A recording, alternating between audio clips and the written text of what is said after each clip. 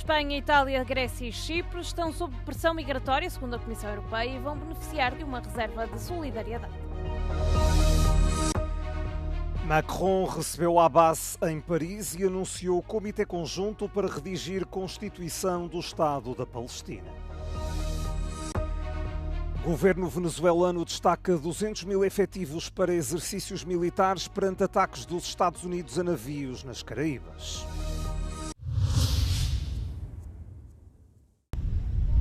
Espanha, Itália, Grécia e Chipre estão sob pressão migratória, segundo a Comissão Europeia. Isto significa que estes países enfrentaram um nível desproporcionado de chegadas de migrantes no ano passado, incluindo os que foram resgatados no mar. Agora, os 4 países receberão apoio de outros Estados-membros da União Europeia no âmbito de um mecanismo de solidariedade proposto pela Comissão. Cada Estado-membro, exceto os que se encontram sob pressão migratória, tem de contribuir de forma proporcional à sua população e PIB. Os Estados-membros podem escolher entre 3 opções. Podem transferir um determinado número de requerentes de asilo para o seu próprio território, pagar 20 mil euros por cada pessoa que não transferirem ou financiar o apoio operacional.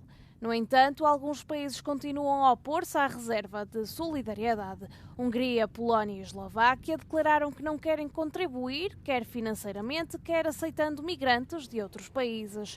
Os Estados-membros podem solicitar uma isenção, mas isso só pode ser feito por países que enfrentem uma situação migratória significativa.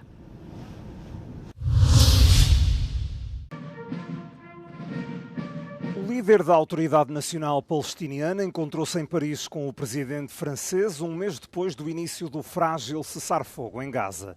No Eliseu, Emmanuel Macron anunciou um comitê conjunto para consolidar um Estado da Palestina. Ce comité sera chargé de travailler sur tous les aspects juridiques, constitutionnels, institutionnels et organisationnels.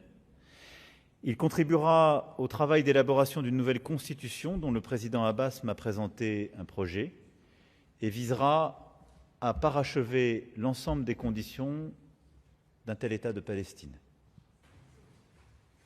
Macron defendeu que é prioritário realizar eleições na Cisjordânia e condenou os planos de expansão de colonatos israelitas nos territórios ocupados.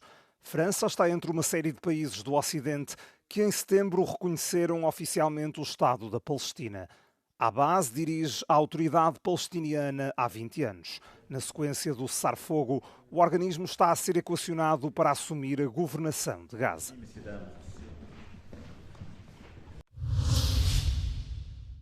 A relatora da ONU para os territórios palestinianos ocupados, Francesca Albanese, condenou em entrevista à Euronews as execuções extrajudiciais que estão a ser levadas a cabo pelo Hamas. Diz ainda que não há um verdadeiro cessar-fogo na faixa de Gaza. First of all, I would like to make sure that people understand that there is no real ceasefire because Palestinians and over 230 Palestinians have been killed since the so-called ceasefire. Second, yes, the distribution of aid has resumed, but it's absolutely inadequate. There are so many materials that are prohibited. There are about 170 trucks per day, while pre-October 7, 2023, it was 500 trucks per day. I mean, they are executing people who have been collaborating with Israel. So I understand the collapse of law and order owing to the mass destruction that Israel has caused, and at the same time, one is to respect basic rules, and extrajudicial killings are never to be encouraged or, again, are to be condemned. At the same time, on the stealing of aid, this is a recurrent claim that Israel has made over the past 2 years and even before. What I understand from my sources, including UN sources, is that there's no documentation that Hamas has been stealing aid. And the aid distribution remains very, very difficult. In any case, should be proven that Hamas or others steal aid is yet another piece of evidence that there is more need for UN presence.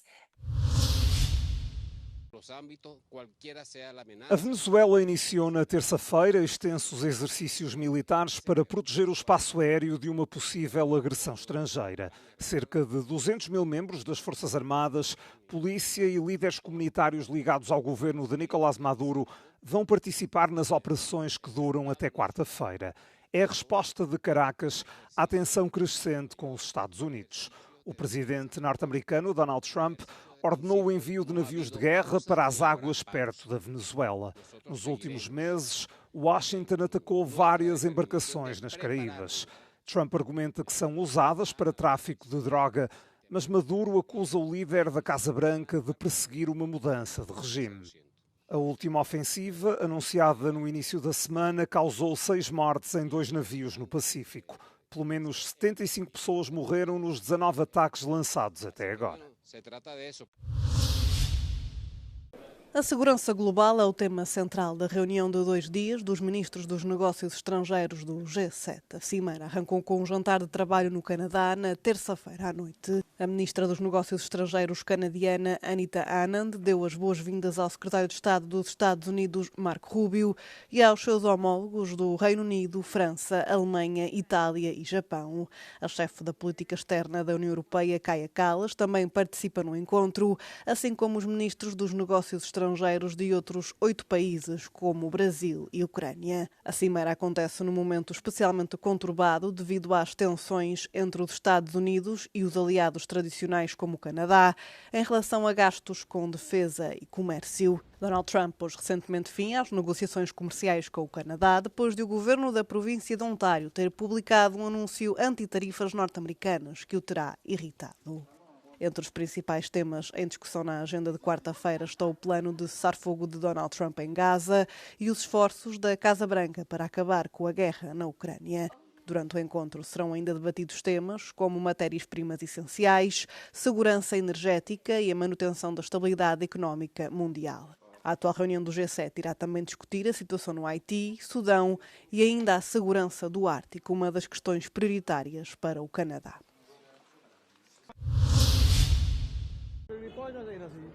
Pelo menos 12 pessoas morreram depois de um bombista suicida se ter feito explodir junto aos portões de um tribunal distrital em Islamabad, capital do Paquistão, esta terça-feira. De acordo com o ministro do Interior, Mohsin Naqvi, o atacante tentou entrar nas instalações do tribunal, mas como não conseguiu, atacou um veículo da polícia.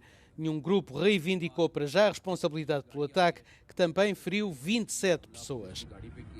Naqvi alega que o ataque está ligado aos talibãs paquistaneses, conhecidos como TTP. O Paquistão registra um aumento da violência nos últimos meses, com o ressurgimento dos talibãs, tensões na fronteira e um frágil cessar-fogo com o vizinho Afeganistão. O primeiro-ministro Shehbaz Sharif denunciou o ataque em Islamabad e apelou a uma investigação completa, de acordo com uma declaração emitida pelo gabinete.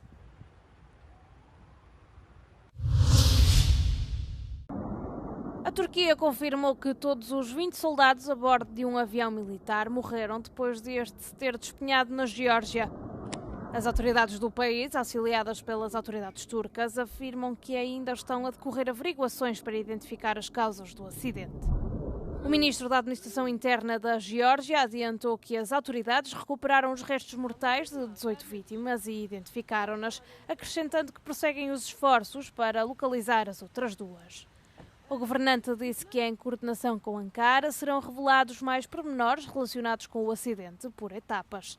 O avião foi fabricado em 1968 e serviu inicialmente na Arábia Saudita, antes de ser integrado no inventário das Forças Armadas Turcas em 2010. Pertencia ao 12º Comando da base aérea na cidade central turca de Kayseri, de onde partiu para Ganja na segunda-feira.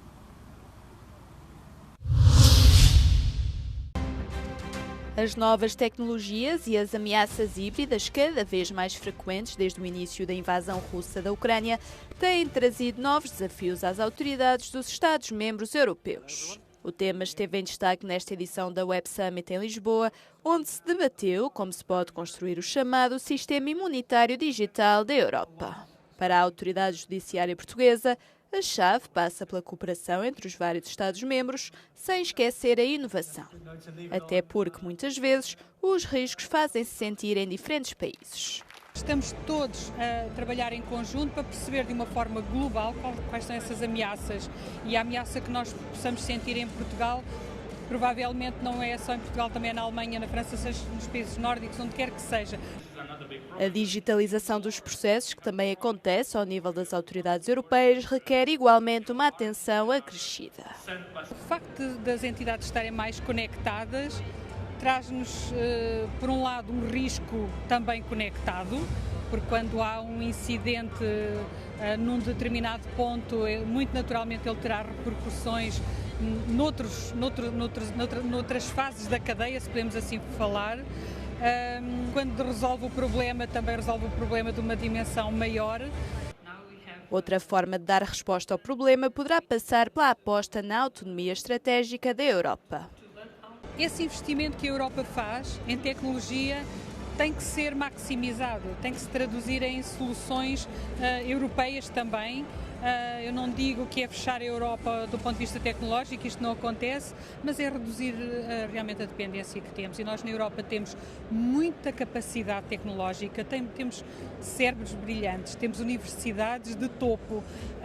Então eu acho que estamos no caminho certo para conseguir essa autonomia estratégica que nos torne mais fortes e menos vulneráveis aos ataques do exterior. Num mundo cada vez mais tecnológico, a cibersegurança passou a estar entre as principais preocupações dos países europeus. Cabe agora também às autoridades nacionais atuar de modo a ajudar a construir o sistema imunitário digital da Europa. Emma Gil Pires para a Euronews na Web Summit em Lisboa.